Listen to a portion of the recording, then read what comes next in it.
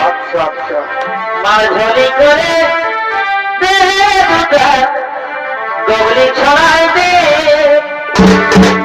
আর কিছু নাই গো আমি মহারাধি দেখি দোভা মাছ রাধে ওরা বিলাতি একটাও নাই খেয়ে কারো বাড়িতে দুটা বিলাতি নিয়ে আইছো মাঝলি করে দে দুটা গগলি ছড়াই দে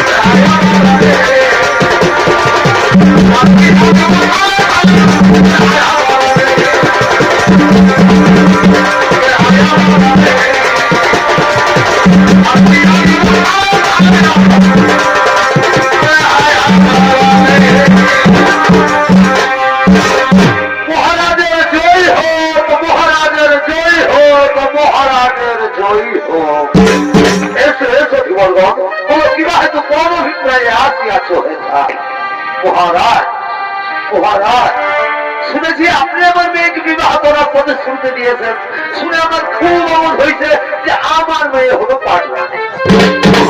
কিন্তু ওইখানে যে সমস্যা মহারাজ আমার মেয়ের যে ছেলে হবে তার কি হবে না মহারাজ আমার মেয়ের ছেলে রাজা হবে আপনি যদি রাজি থাকেন তা বলেন তাহলে রাস্তা থেকে আমার মেয়েকে আমরা ফিরিয়ে নিয়ে যাই সে তোমার অভিরুচি কারণ এই হস্তিনার রাজা জীবনী সম্রাট হবে আমার পুত্র দেবব্রত সত্য ভক্তের অপরাধে আমি নরকে যেতে পারি কিন্তু গঙ্গা পুত্রকে আমি ভিখেরি সাজাতে পারবো না তাহলে আপনিও জেনে রাখুন মহারাজ আপনার সাথে আমি কিন্তু আমার মেয়ের বিয়ে দেবো না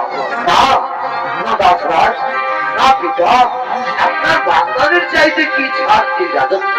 কি ছাড়ের সিংহাসন আমি প্রকাশ্য সভায় দাঁড়িয়ে প্রতিজ্ঞা করে বলছি পিতা আপনাদের বর্তমান কালেও আমি এই হস্তিনার সিংহাসন গ্রহণ করবো আরো প্রতিজ্ঞা করে বলছি ওই মায়ের গর্ভজাত সন্তানকে আমি নিজের হাতে হস্তিনার সিংহাসনে প্রতিষ্ঠিত করবো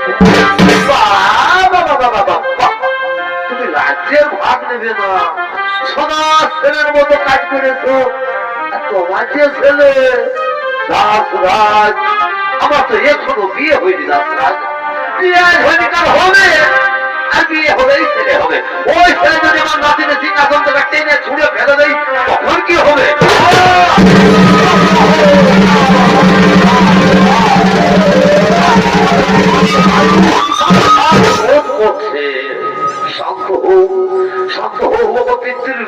ভগবান স্বর্গ থেকে তুমি বড় সর্বরূপ